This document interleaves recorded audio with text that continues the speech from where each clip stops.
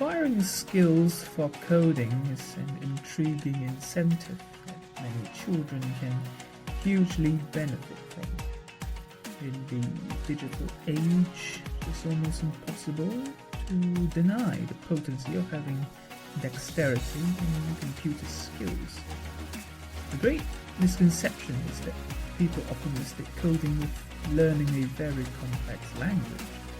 Well, this is true to a degree, as the same difficulties that can be observed with children learning languages are present with children learning to code.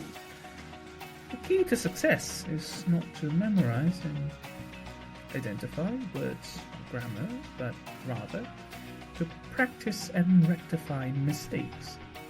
Therefore, in the first lesson in coding, you'll learn the essences by exploiting the LiteBee Wing IDE's block commands and practicing designing simple programs.